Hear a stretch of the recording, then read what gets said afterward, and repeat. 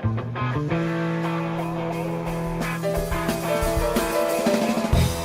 afternoon, everybody. Welcome to Trader Merlin Show for your hump day. It's Wednesday. Oh, you've got to love the activity going on in our markets today. It just continues with more excitement from the equity indexes. It's funny, we had such a separation between the Russell and tech, which we'll talk about here a little bit today. But I'm going to try to, as I usually do the first month of the year, bring on more guests to give insights, thoughts on where we think the market may be headed. And today's market forecast for 2025 will be none other than my long-term friend, and I guess a long-time friend, and I guess he's the one that actually signed me up for a Trade Academy class back in 1998 when I pulled up in the parking lot with a Toyota 4x4 pickup, and that's none other than Mr. John O'Donnell. John, how you doing, my friend?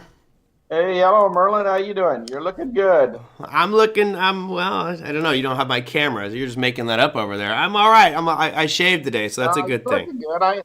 I watch your show every once in a while and enjoy it, and you're looking good. Thanks, John. Appreciate that. Well, hopefully I get to see you in person one of these days. How's the East Coast? You shoveling out the snow over there in where you're, North Carolina, right? I'm in North Carolina. I'm on the eastern side of the state, so we missed the hardcore part of the state. The eastern part of North Carolina really got hit hard. I mean, they're still digging out over there. Crazy. Mud spikes and all the crap. But I'm doing good. I like it here. Finally adjusting, but I have to be honest, Barbara and I really miss Southern California. That's it. The warm weather, man, it's tough. You have warm weather out there too. Although I will say, I was just in Charlotte a couple weeks ago, and I went to Concord, and I told my friends I wanted to write a complaint letter to the city founders or committee because no sidewalks. You couldn't really walk anywhere in that city, but it was pretty. People were really friendly. Well, we get the right hotel, they'll still get you a horse and buggy out here. I'm a little past the horse and buggy. I need heated seats and AC. Now that you told me that, I'm disappointed. I live near Concord, and I wish I'd have known you were coming. You could have sat in my crypto class, John. I'm sure you'd have loved it. I would have loved it. I don't know. I'll get you in my guest speaker. Let's dive into these topics. I want to make sure we get through all of it today. I know we've got a lot to discuss. As we roll into 2025, obviously, major changes afoot, and it doesn't matter which political office we look at or agency, there's shakeup going on across the board. And of course, we could spend the whole hour here just discussing that. But I kind of want to take a step back and ask you, from your perspective, as you look out at the next 11 plus months, what are some areas of the market that you see benefiting from the current changes and other market segments which may be getting hurt from the current administration, the new administration and its policy changes? Well, first of all, I think the crypto industry is going to get a real tailwind and have the best year, maybe best year it's ever had. Oh, I hope you're right. I hope I'm right too. And and I mean the whole crypto space. I've been pretty staunch about being into Bitcoin and avoiding some of the others that are out there. But I think the whole space is going to get a lift, especially with regulation. Mm-hmm. And I think Elizabeth Warren has been pretty much neutered and put into the closet. She shot herself in the foot by saying, "I'm creating an anti-crypto army." When she posted that, "I'm creating an anti-crypto army," I just thought, boy, the ignorance there. Granted, there's some stuff that needs to go away, like these meme coins, in my opinion, should disappear. But to say that the whole industry is trash and used by scammers and drug dealers is just ignorant. It's totally ignorant, and I think it cost her politically. It cost her compatriot there, the dude who was the head of the banking industry from Ohio, cost him his job. And there's some others that probably cost their job. But, the important thing is, I think the first year, of course, was with the ETFs. The emergence of the ETFs really changed everything for the whole industry. But now I think it's going to get a real super tailwind. And I've never been more bullish than I am today versus when you introduced me to Bitcoin in 2007 2017, I believe it was. Yeah, 2017. I have a chart up here for the viewers out at home to put it into perspective.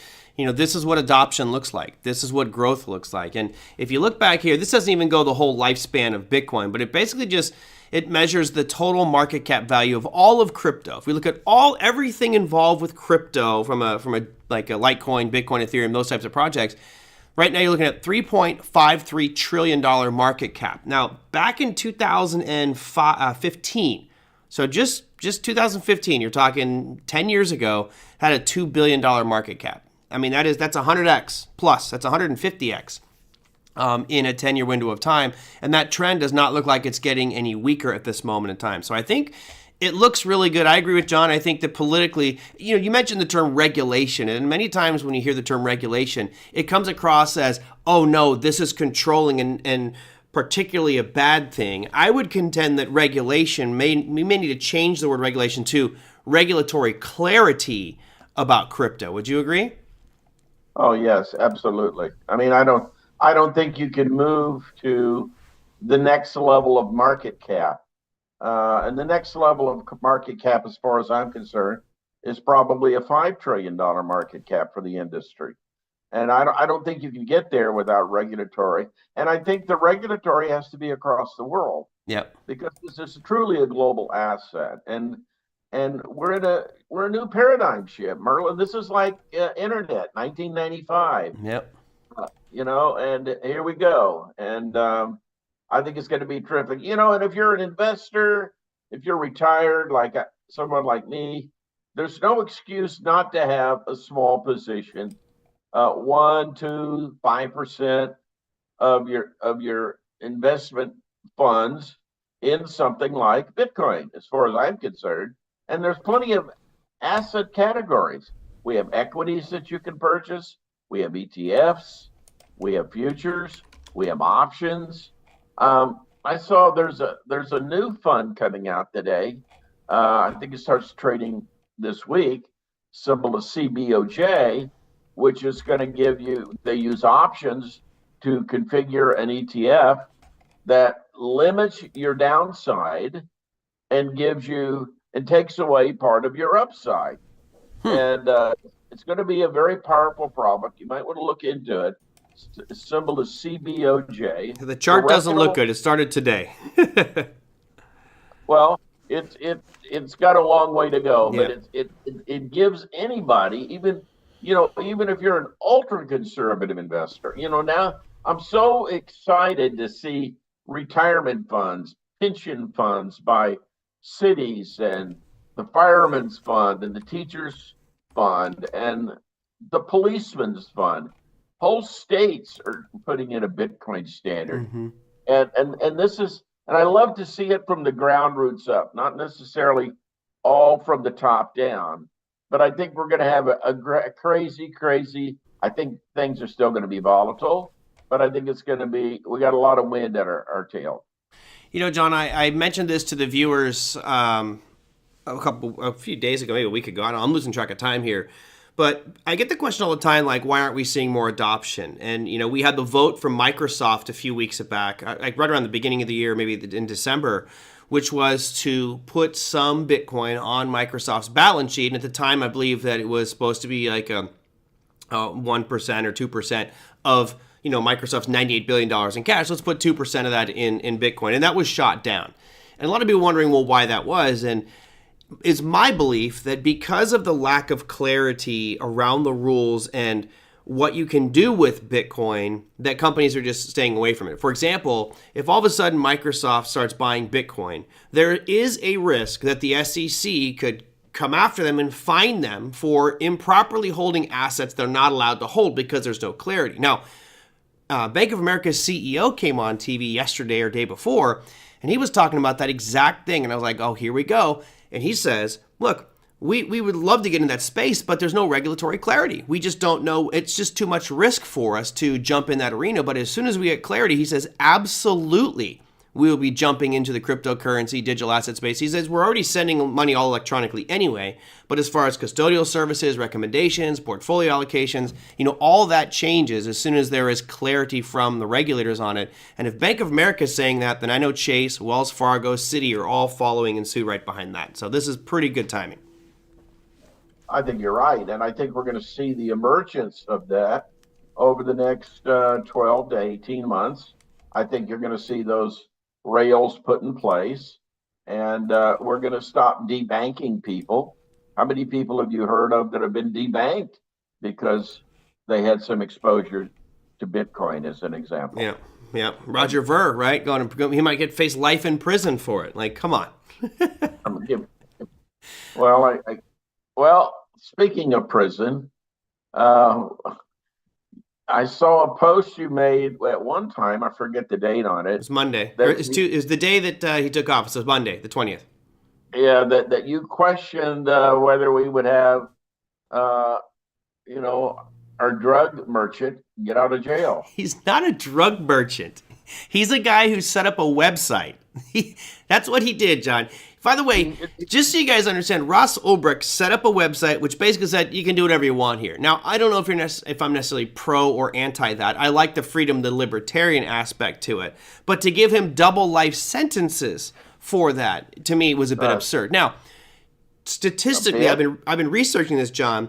There are now over 100,000 sites on the dark web where you can buy black tar heroin, murder for hire. You want to buy AR-15s? You want to buy an 8-year-old child? You can go on the dark web right now and do all of that. So by stopping Silk Road, they achieved literally nothing because they took a small player out. If our regulators and governments were so upset about this, they would be in that dark web right now shutting this stuff down with aggressive action, and they're not. So, when we villainize Ross Ulbricht because he created a website, it bothers me because right now this stuff exists today. It exists today on a much bigger scale. And, for those that want to check it out, get a Tor browser. You can go to the internet, download Tor, and you can get in that dark web and you can buy anything that you could possibly imagine is available. Want a new kidney, a liver? Sure. Go to the dark web and get it. That's illegal. Shut it down. Anyway, sorry, my rant's over. Yeah, get off your rant box. All right. You got me all worked up, John. I feel bad for this kid. Double life sentences? Come on, man. Yeah, I agree. That's overkill. No pun intended. Yeah. Let me tell you what the top sector I'm also in love with. All right. Symbol is EQT Holdings. Nat Gas. Okay. Yep. EQT Holdings, probably the biggest nat gas producer around. Because of Biden was so restrictive on the export of natural gas, I think we're going to have a tremendous bullish boom in nat gas pipelines. So also like a company called Williams a lot. And I think we're going to become net exporters again. So you got to think about companies like Chevron. How about Cheniere, like LNG? That's another big one. That's another great. And their charts. That whole and my strategy for my IRA is that I determine how much capital I want to allocate to the nat gas space, and then I do like let's assume those three companies. I do a third, a third, and a third. I have a nice little diversified portfolio.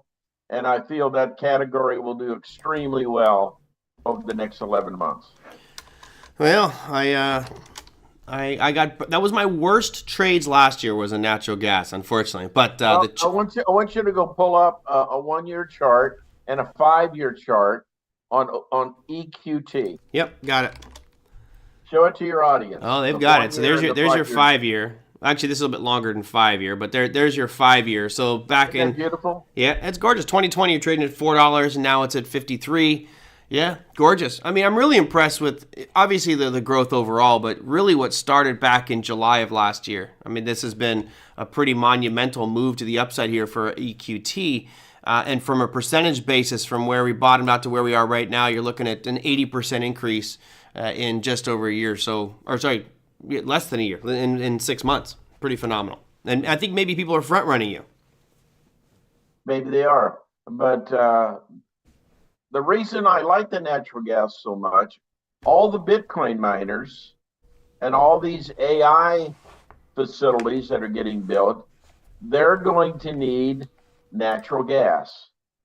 They're going to need a lot of electricity, and you're not going to get this done with solar and wind.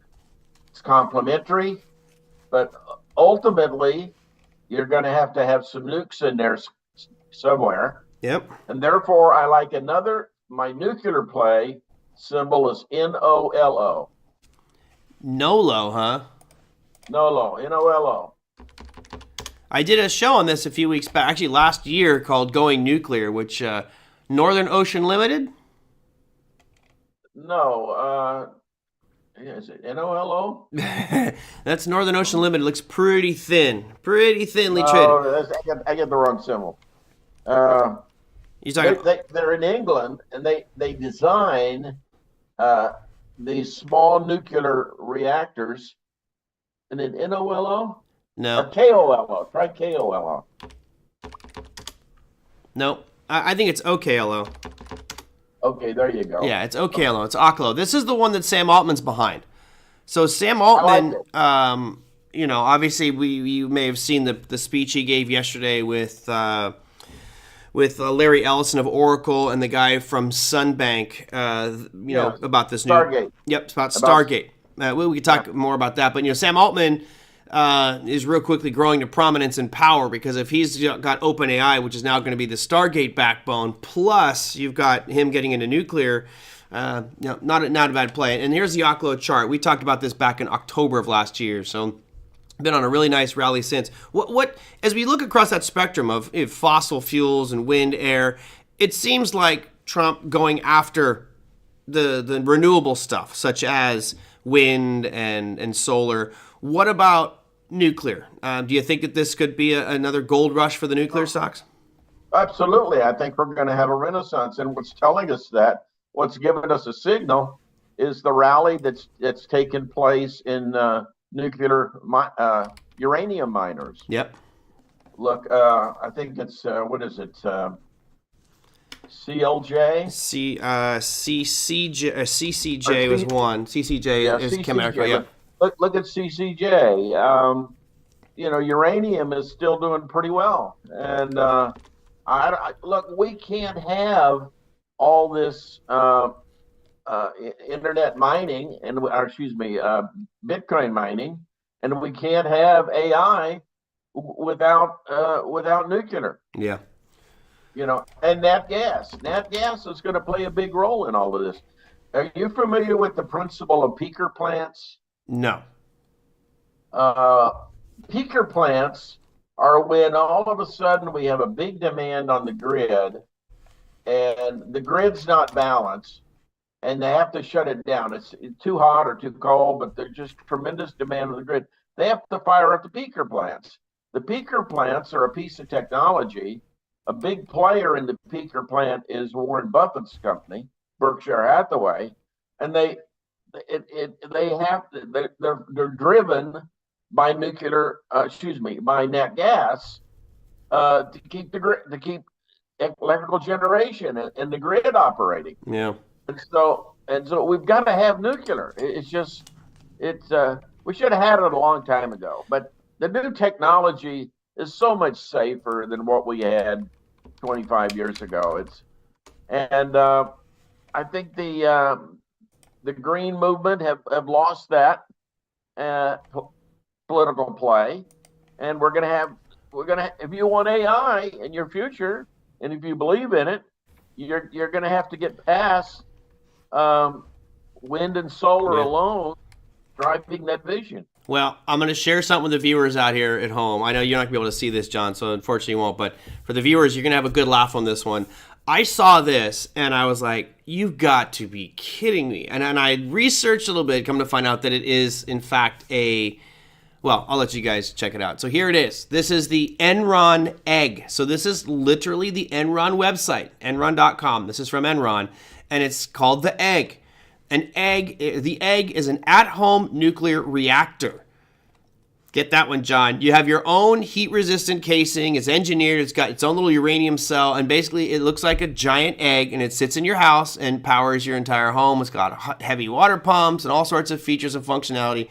Guys, this is hilarious. They literally do an unveiling of this nuclear egg for people's homes. Now, I laughed out loud when I saw this because, the thought of having a nuclear reactor in your home in something like Pacific Palisades, that whole peninsula would just be dead to the world now for the next 100 years. So that's kind of humorous, but at some point we may get there. And I know Oklo is doing smaller resorts. I know there's some other company that's actually trying to open up 3 Mile Island. There's 2 reactors in 3 Mile Island that's coming back on. So I don't know. I definitely, I'm pro-nuclear. I think it's needed as long as we stay on top of it. I just hope that we don't get this pullback in regulations, right? There's a lot of talk about removing the regulatory environment for drilling and fracking and all that stuff. Let's keep the regulations and testing needed for nuclear at the highest level so that we don't have any big damage there.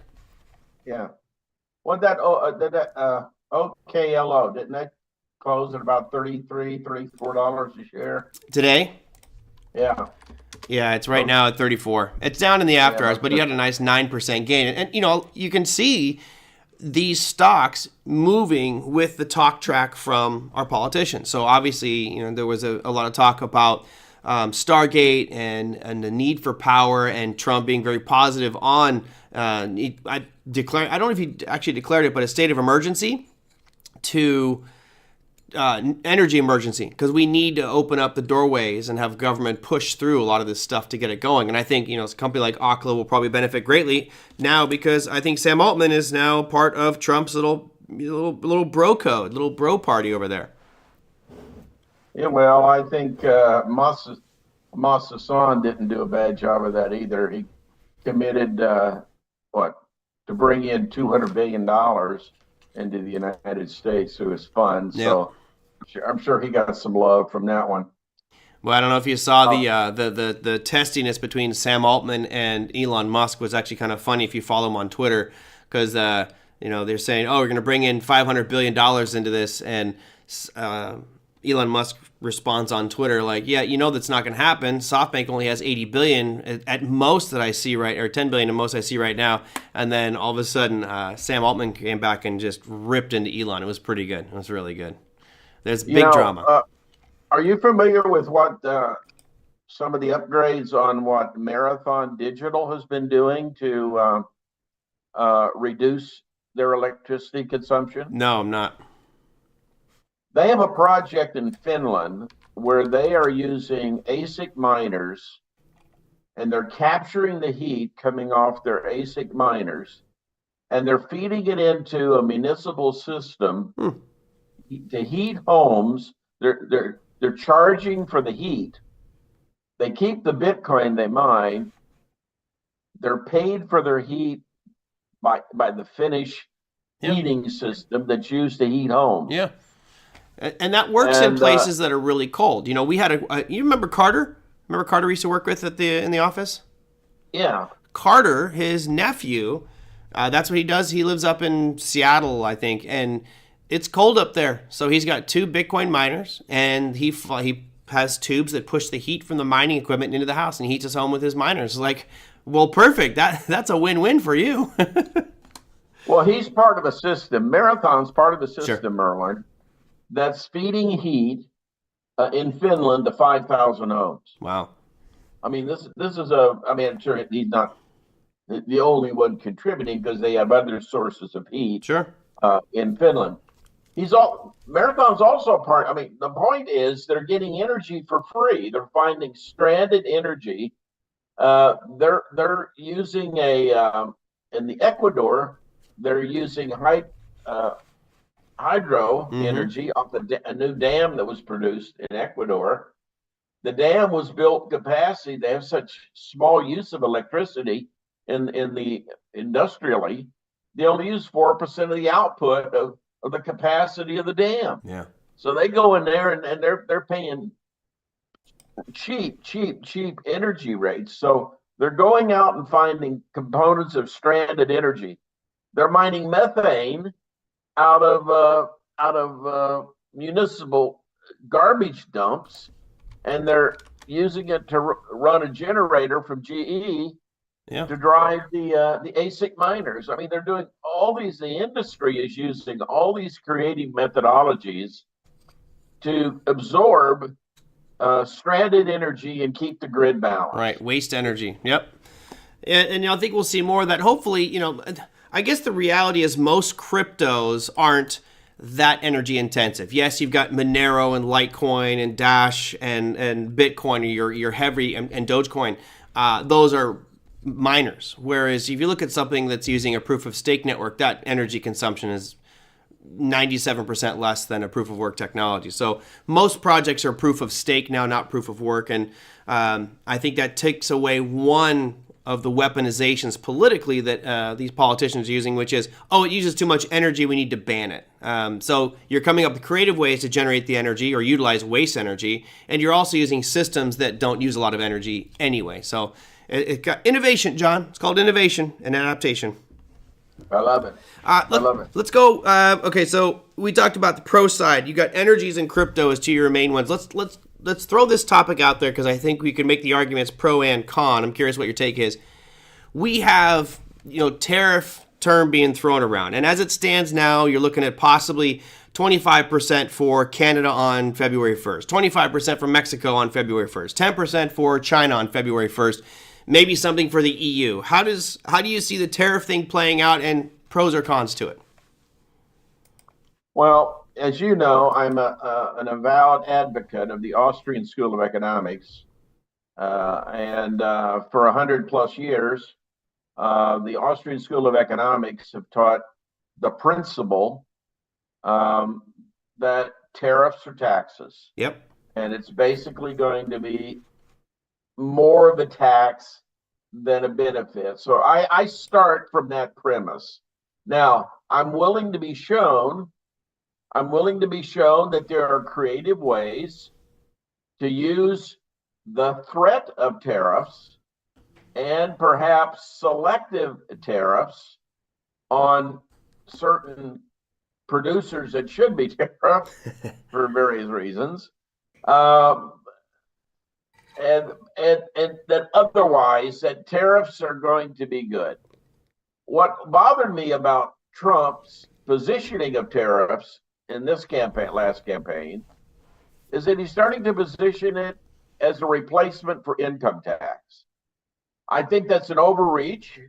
I mean, just like you, I would like to pay the minimum amount of income tax, but to position tariffs as a replacement for income tax, hey, I'm all for making tips tax-free. I think that should have been done 50 years ago. But the bottom line is, I think the hard part going forward for this year is going to be figuring out who's ever running his tariff program, how much of it is going to be a negotiating bluff, and he's pretty good at that game. Yeah. So I'm not discounting that, and perhaps that's the proper use of a tariff, which is, and I'm sure our founding fathers, before we had an income tax, all they had were tariffs. I'm sure they used the threat of tariffs to negotiate what was good for our country.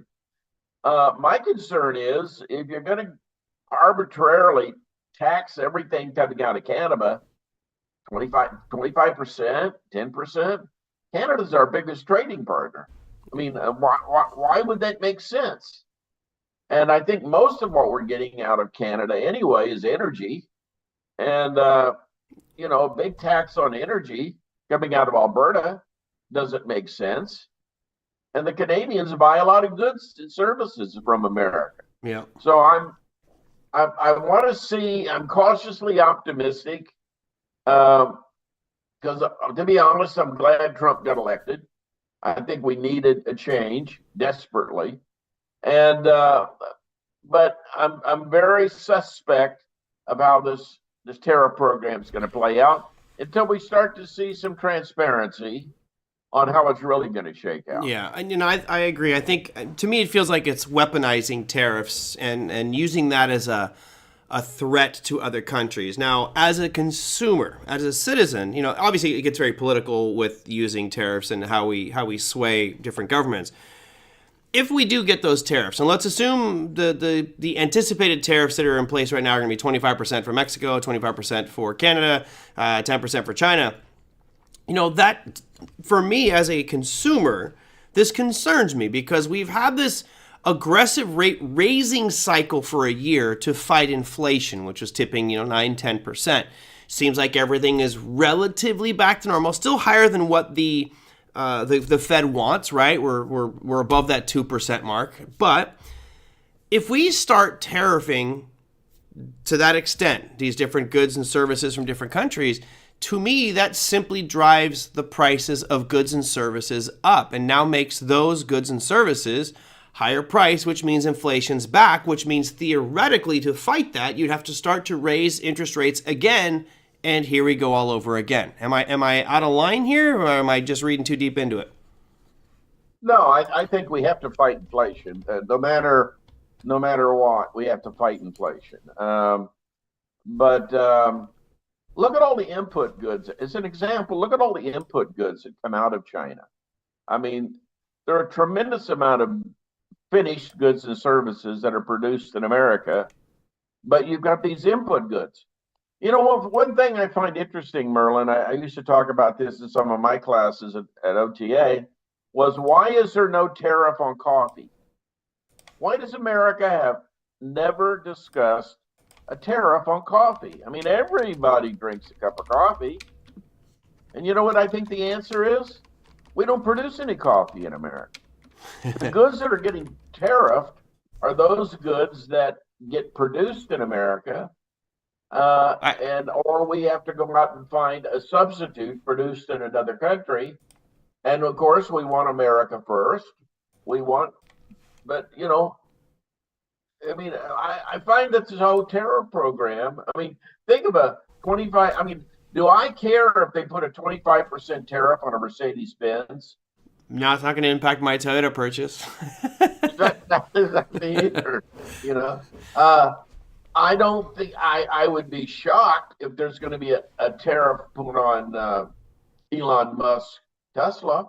Yeah, that would stun me. And then how does the tariff country reciprocate? What does Canada do, or what does Mexico do to reciprocate? Is it a tit for tat? Yeah. And they probably will. I want to correct you here because Liz just brought it up, and I wanted to bring this up too. There is one state that does produce coffee in the United States. This is a great trivia question for everybody here as well. There's only one state that produces coffee, and it's Hawaii. But they don't produce enough. Like we get most of ours from Colombia, Brazil, Indonesia, Southeast Asian countries as well. So you're right. And especially, look at the chart of coffee. And there was a funny comment that came through here, was actually really funny. It's like, well, why don't we have tariffs on coffee? Lisa says, because every politician drinks coffee. I don't want to tariff I don't want to raise the cost of my coffee if I'm drinking it. I'm a politician. Historically, though, you are at all-time highs on coffee. Let me make sure I'm 100% correct on this one. I'm going to go back years and see, but yeah, we are literally as of today at all-time highs. Prices higher than we saw in 1974 for coffee. The high back in 1974 was 323, and we are currently sitting at 342. So this is all-time high material on a monthly. Actually, last month we broke even higher. But that's a gorgeous trend. This looks like a Bitcoin price chart. This is coffee. Crazy. Now, I heard a statement today. I either read it or heard it somewhere. Trump is going to use the threat of tariffs. He's going to have a meeting with Putin, and he's going to hang out this tariff shingle in his negotiating to get rid of the war over there. Okay. And it very well may work, and he's going to use it with both parties. Number one, he's on party A. He can say, "Look, we're going to cut off your funding, or we're going to reduce your funding, or et cetera, et cetera, et cetera." But on Putin, you got to come with something stronger. And Trump can use that to bring an end to that war. Perhaps Trump can use that in the Middle East. Now, in my mind, that's weaponizing a tariff. Yeah, I But agree. weaponizing it for a good purpose. I want to see it. And one thing I did like it, I hope he wasn't full of himself, but Trump said he wanted to be the peace president. I think that'd be a hell of a legacy to leave behind. Yeah. And it would be about face because he's a confrontation president, in my opinion. He likes just stirring the pot. But hey, if you can fix what's going on between the Israelis and the Palestinians, great. Good luck fixing that one. No one in the course of history has been able to. If you can fix what's going on with Russia and Ukraine, great. But John, let me just real quickly flip that. We're hearing that you should not invade these lands that aren't yours, and Russia, you shouldn't be invading Ukraine, and here we are supporting the Ukrainians. Yet we did hear Trump make statements of potentially taking Panama, Canada, and Greenland by force if needed. I was like, whoa, wait a minute, that's somewhat hypocritical. What's your take on those, I guess, three acquisitions for the United States: Panama, Greenland, and Canada? Well, I think that's again negotiate he's going to position himself as a master negotiator. Yeah. We're not going to send armed forces in there to take over the Panama Canal. I certainly hope not. And next thing you know, you got sabotage and block that thing off. You'd mess up all of world trade. Yeah. So that isn't going to happen. So he's going to use it. The Chinese apparently get better shipping rates than we do, even our military. So he's going to use that to get better rates. Yep. And that'd be cool. I don't see him, if he wants to shut down Panama, shut down the illegal drug trade that still, gets through Panama. Greenland, I don't know what the hell's up there, Merlin. That's a strategic defense one. Summer tourism? I mean, come on, give me a break. I guess they have a few critical minerals that are up there. Well, you're looking at agriculture. So again, this impacts us directly because potash is something that's used for agricultural farming. Okay. And of course, that is a huge import product for us from Canada. So again, if you're looking at potash importers, fantastic. Well, Greenland, what do they got in Greenland? Ice. They don't have much. They have ice. They've got glacier. It's pretty much, and it's like a bald man's. It's like a man with very little hair, and you have a yarmulke on top of it of ice, covers everything, and then around the edge you got a little bit of beachfront property that's all rocky, and that we have a base there. But that's more of a strategic one. There's no economic impact. And to Lisa's point, she's like, let's stop talking politics. Yeah, I don't know. Maybe we could. Maybe that's going to help us protect the Arctic North. It is. That's the main intent of that one. The Panama Canal one, though, I think when going back to finance and trading, those are more important, right? So the Panama is goods and service transports around the world. Any disruption there could certainly have a significant impact on global trade and getting products around. Otherwise, you got to go all the way around the Cape Horn of South America. That's tough. So Panama Canal becomes a very strategic asset, whoever controls it. And I guess Trump's point is it is now controlled by the Chinese, and that's why he's upset. So if we keep that functioning smoothly, then our goods, our markets should function smoothly. Canada, on the other hand, we are the largest importer of Canadian oil. We import uranium products from them as well as potash and agricultural products. So those are the three main things we get from Canada, which, you put any stressors on those systems that could cause disruption for parts of our financial markets. And as we see that happen, John, I'll dive deeper into it to see kind of, what percentage of uranium comes from there, what companies are involved. So that might be plays for us as well down the road. Are we going to make Canada the 51st state? That seems like it. Well, we'll see. You never know. Let me ask you, just so we can kind of get these numbers out of the way, as we slow down here a little bit, I usually do forecasts on what do you think the S&P 500 is going to be at the end of the year. And I've extended that this year to not only the S&P 500, but also to Bitcoin. And I know you're a big fan of Bitcoin. So which one do you want to start with? Oh, Bitcoin. All right, I'm bringing up the chart right now so our viewers can see the Bitcoin price chart for you. A little down right now, about 2%, 146 is where it's at right now. So what's your take on where we will be at the end of the year for Bitcoin and why? I'm going to say it's going to be the start of fourth quarter. So let's call it October 31st. I think it's going to be October 31st, not December, end of December. I'm going to say it's going to be about 185. All right. Well, you can't change the finish line. Everyone's in the same car race. Our car race all ends on December 31st. So you have to tell me what you think it'll be on December 31st. Oh, we have to do that. Okay. You can't change the goalpost, buddy.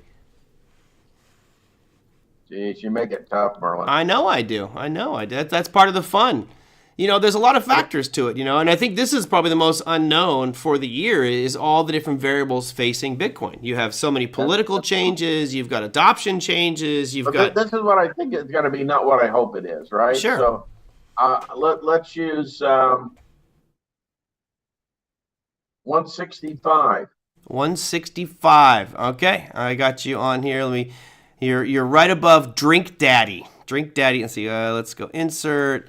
And we'll put JO and 165. That would be an increase for the year of 70.65% on Bitcoin. So I like it. Okay, and now let's go to the SPX. So I'm using the SPX because it's just a more standardized measurement. Some people want to use futures, but we'll use SPX. 6604. 6604. All right, we'll go over to our list here, add you on there. 66 over, no one's, let's see, is anybody close? I got a 6617 and a 5868, 6588. You need to add one more to your list, Merlin. What's that? The Trump coin. No. 6604 is what you said? Yeah, 6604. Did I type in the wrong number for JO? Oh, thank you. Thanks, Lisa. I typed in the wrong number for you. That would be 75.98%. No, look, I feel embarrassed I'm even talking about Trump coin as much as we have talked about it. And it's my hope that thing goes to zero. Literally. I hope all meme coins go to zero so anybody who buys them can be left holding it in their hands crying because they lost all their money on something that's absolutely useless to begin with. So, nope, not going to cover that one. Plus, John, I give prizes away. Not that they're anything that special, but something fun for the viewers out there. And so what else are you up to, John? I mean, I know you're retired. Are you doing any consulting, any writing? I'll tell you, Merlin, what I've learned, I moved down here after Online Trading Academy had their debacle with the FTC and with the medical issues. And I'm basically managing my own resources, which are basically liquid securities, and a little bit of real estate, but that's because I live in a home out here. And I'm adjusting culturally. I have family out here, which has been a nice adjustment culturally. I also have family in Idaho. My son and his family just moved to Idaho from Montana because it wasn't cold enough in Montana. They had to move to Idaho. Yeah, they needed to get closer to Seattle politically. Okay. Nice. Managing your own money takes a lot of attention. I mean, it really. I'm not real passive. I'm not a hardcore day trader, looking at 5-minute candles anymore. I'm not doing much of that. Yep. But I enjoy the style that I'm comfortable with. It works for me. It works at a pace for me. I had my best year. We had our best year of returns ever. Awesome. Good for you. And I'm very, my multiples of margin. And but I got into MicroStrategy at the right time, and of course, I'm really, really excited. And I don't think we should do another show one day and do a little deeper dive. I think your audience might. I know you probably cover MicroStrategy. Yep. because I've seen you have options positions on occasion. But I think MicroStrategy is changing corporate finance. It's going to be, I mean, it's a beautiful Harvard Business School textbook case on how they've rallied their balance sheet, the products that they create. Why is there a demand for their products, Right. the financial products that they create? And I don't think the average retail person really understands the depth at which Michael Saylor's team has put together to address and basically securitize Bitcoin. Bitcoin products for special um, institutional investor needs. And now he's going into fixed based securities like perpetual preferred shares. Yeah. I mean, there's some very sophisticated stuff coming that retail will never touch, except probably through an ETF. And there's some new ETF products that are coming online. And this probably the next 30 days or 45 days. That's going to allow an investor to own some of these Bitcoin based bonds that are basically convertible debentures Yep. by various countries and own a whole portfolio of them if they so desire for diversification. John, I don't know if you saw my Twitter post yesterday, but there is another company that's jumping on the same playbook as MicroStrategy, which is, sell convertible debt and use that money raised to buy Bitcoin, add it to your balance sheets. That drives the price of your security up, and therefore you can now issue more bonds at a higher price and earn more money. Let's see, it was CRML. Critical metals, and they're talking 500 million. So it's not MicroStrategy's numbers, but it's still $500 million. And I'm looking at this, and I think many of the viewers here kind of feel the same way. Is if MicroStrategy set the tone, I think a lot of people are looking at what's going on with MicroStrategy, and now you have another company like Critical Metals doing it. And my guess is by the end of this year, we'll have a dozen or so companies that are all trying to do a similar product, which is raise capital somehow, whether it's the selling shares or selling debt, take that money, buy Bitcoin. Then you have the clarity from our regulators and more corporate involvement. I mean, it's the perfect storm. I agree with you. I think this will be the biggest year ever for the entire crypto industry. We even have the Bitcoin miners selling convertible debt. Yep. Okay, and then they're going to be coming out with some fixed rate products. They're going to be coming out with preferred shares, some of them that warrant that kind of credibility. Mm-hmm. But obviously, this parade was pioneered and driven by Michael Saylor's genius. Yep. But I wouldn't have discovered Michael Saylor if you hadn't introduced me to Bitcoin in 2017. So I'm very thankful to you, Merlin. Oh, well, my pleasure. You can send the commission checks to my home address. No, I'm kidding. Let me just, because I know you're a fan of Saylor, and I agree with you. He's doing something that's a fairly novel idea. However, there are people who will say that it's a giant Ponzi scheme, right? Because you're taking money, you're driving up prices, you issue more out, and as long as you don't get massive redemptions, you should be okay. I contend that, well, look, I wouldn't call it a Ponzi because it is completely transparent what he's doing. What are your thoughts on kind of the model of issuing debt? Well, it's the flywheel. I call it really, it's the flywheel. Yeah. It's not a glitch in the system. In fact, it's flywheel. But if you look at the total volume of his amount of shares that he's been selling on a weekly basis, certainly you could look at it on a monthly basis. If you look at the amount of Bitcoin that he's accumulated, I mean, he hasn't accumulated as much as Larry Fink's accumulated. So you can't blame the rise in price all on Michael Saylor's buying activity. Secondly, what he's done is securitize the product and made it more available to more people and to different piles of capital. Yeah.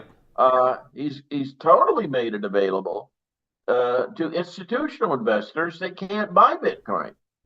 Okay, like insurance companies. Insurance companies can't buy Bitcoin. Their capital will get dinged. Banks can't buy Bitcoin. Right. Not Okay. yet. Not yet. So, no, that's going to change. But no, I would call it a flywheel. But if you look at the total amount of volume that's been done, uh, what is it? 40 billion? 40 billion out of 2.2 trillion Yeah. of market cap. That's a rounding error.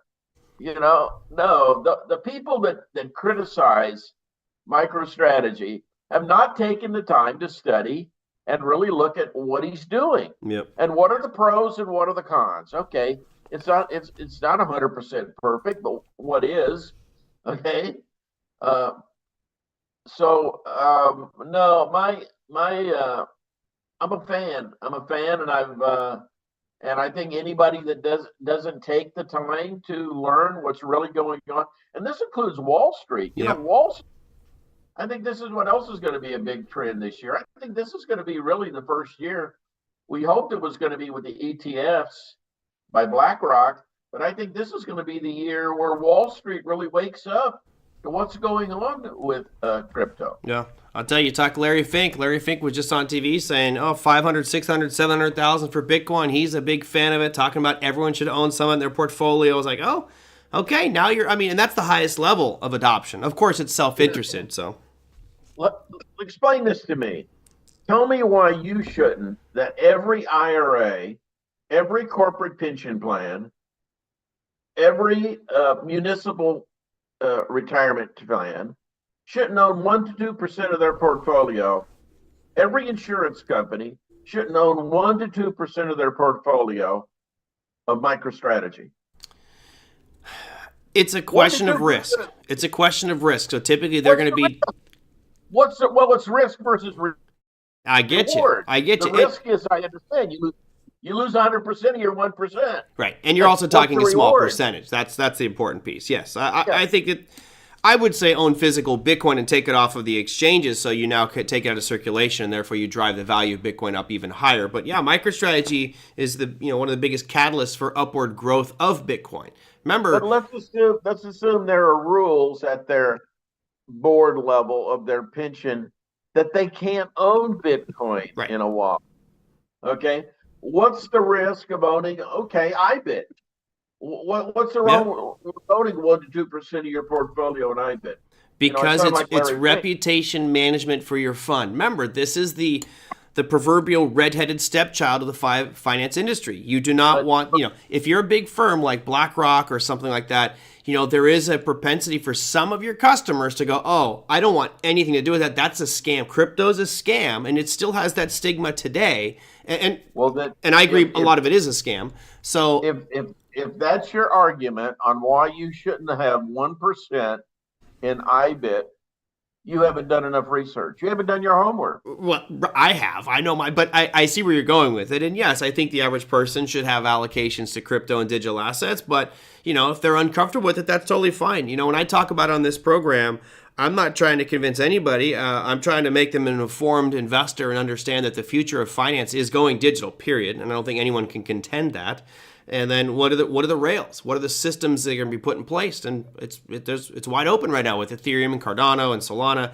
A lot of different opportunities. So yeah, I think they should own it.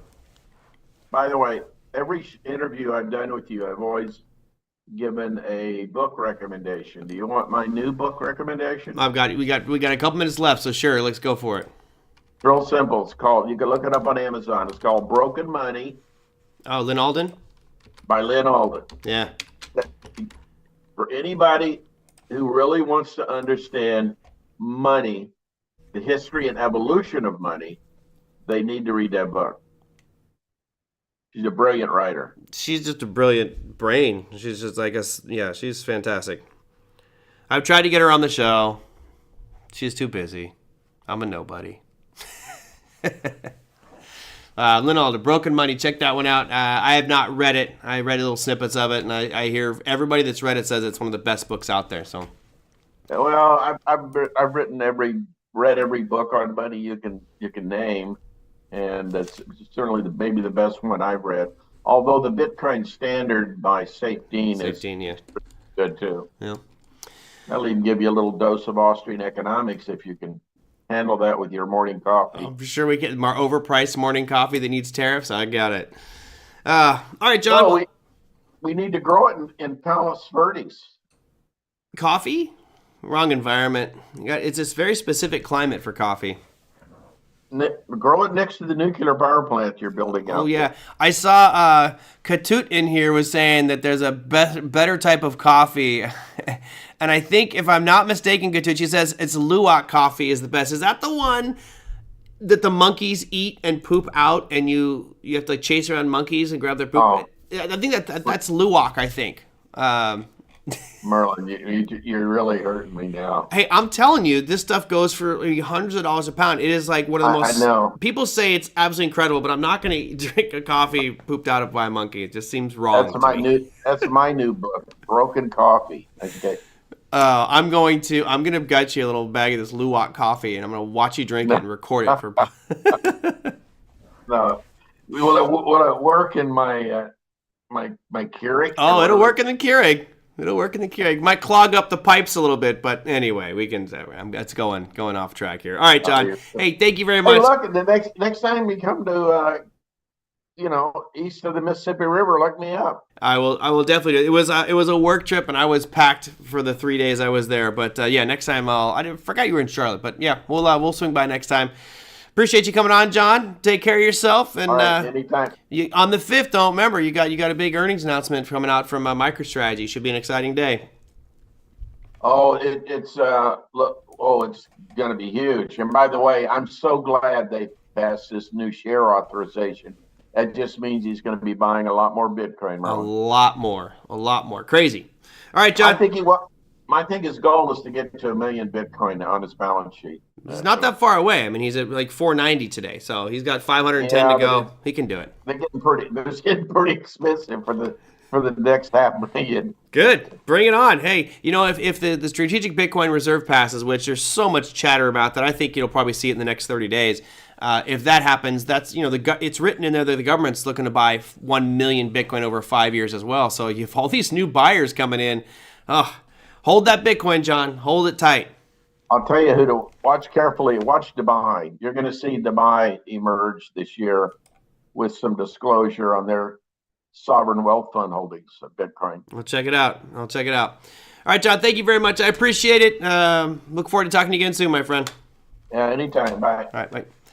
Guys, that was John O'Donnell, who I affectionately call the ambassador of opportunity, giving us some insights into where he sees markets headed. Obviously, these are all opinions by John and myself, and who knows what's going to actually happen and where the markets will ultimately go. But John seemed to be a little bit bullish on the equity markets and bullish on Bitcoin for the entire year of 2025. So I'll bring up the SPX here. He had 60. I have the number on the screen here. I'll bring it up. And I typed one of them incorrectly. I fixed that one. He said 165,000 was his thought for Bitcoin at the end of the year. And on the S&P, John had a price of, where was that one?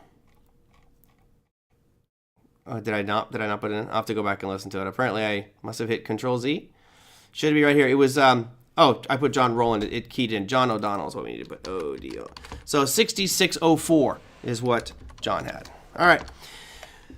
I don't have time to go over what happened in our markets today, unfortunately. Tomorrow I'm going to have another old friend of mine, Mike McMahon, who is, he's kind of like John, kind of retired, just stays at home and trades all day. I'll dive a little bit deeper into kind of what he's trading, how he trades, what he trades. Some of you may have had Mike McMahon as one of your instructors at Trading Academy many, many moons ago. We're already at an hour, so I guess it's not going to hurt me to go through these top here real quick. But Bitcoin taking a little bit of a reprieve here today. Again, I expect this to be tremendously volatile over the next couple weeks. One great thing was that Ross Ulbricht was freed. That was great. Now let's see if he can stick to his second promise, which is moving over all the Bitcoin from the Treasury Department and Marshal Service to the Treasury Department, and then sign that strategic Bitcoin reserve. So 1.85% down for Bitcoin today, closing at 104. Russell 2000 was down to 2315. You have an engulfing pattern on this, a Harami pattern also on this one, although it wasn't at an area of supply for that Russell. So not the best setup, but certainly a sign of weakness on that Russell. Crude oil down another 0.5%. It's been on a pretty rough slide down here, down to 75.44. You had your dollar index was slightly down yesterday little bit of an upside today at 0.17%, so just barely eking out some gains. Gold, which is a lot more attention on gold, keeps on trucking higher. You were at 27.07 on gold today, your all-time high. On the futures market goes back to 28.01, which is from back in November or October of last year. Top 3, S&P 500 was up 0.6%. I posted this today. I didn't see really any interaction on it. I have zero interaction on my social media stuff, which is unfortunate. Let's see, where did I had it here. Let me see what we had. Maybe it didn't even post it. Oh, there it is. This picture here, I'm curious what you guys think. So I posted a brief pierce of the all-time high on the SPX. That's the SP index, not the futures, but SPX. What happens next? Is it a massive double top? Is it a bull trap? Is it a breakout to the moon? Where do we go from here? If you guys have a chance, go and comment on that one. I'm curious what you guys think of where this one goes. I'll share some of my thoughts on that one tomorrow. But we are at a point right now on that S&P. I'll bring up the SPX. Where you have a shooting star at all-time highs after a monumental rally in just 5-6 day window of time. You had almost a 6% swing to the upside. I'm looking for a shorting opportunity tomorrow.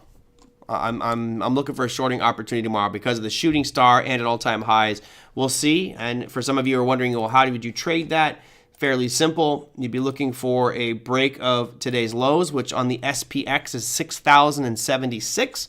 If it opens up above that and then starts to break down, then I'd be looking for some of these gaps to fill. Notice you got a lot of unfilled gaps on that S&P 500. All right, what did I have here? Almost done with those. So we have the 10-year. 10-year surging up after its pretty sharp pullback from 4.8%. We're now at 4.61. And lastly, of course, no surprise here, technology, NASDAQ surging, led by NVIDIA because it was mentioned in the Stargate program, which had Microsoft mentioned. You had NVIDIA, OpenAI, Oracle, and SoftBank are kind of the major players there. Big shot up, but it's also right at an area of supply on that NASDAQ 100. So kind of lining up fairly well for a short day tomorrow. Again, that's just if the market proves that it does that. Not jumping in front of it saying it's got to go down. Wait for it to prove to you that it is going down before you jump on that one. But it looks like to me like things are lining up for a little bit of a reprieve, a bearish day tomorrow. I was going to go into the robotics side of things today. I may have to save that for the Friday show because here we are and I'm way past time and I have a ton of things that I have to go do. So that's going to do it for today, everybody. Hope you enjoyed that one with John O'Donnell. I know there was some politics in there, but again, a lot of trading right now is modified because of those political stances and swings, whether you like them or not. And, our job is hopefully to capitalize on some of those ones. John was definitely bullish on, I made little notes, very bullish on crypto, very bullish on energy, particularly natural gas and nuclear. And he's on the middle of the road with tariffs, which I was kind of surprised. John's, being an Austrian School of Economics guy, has always been anti-tariffs. And now all of a sudden he seems like, it's okay. Now we'll see how that goes over time.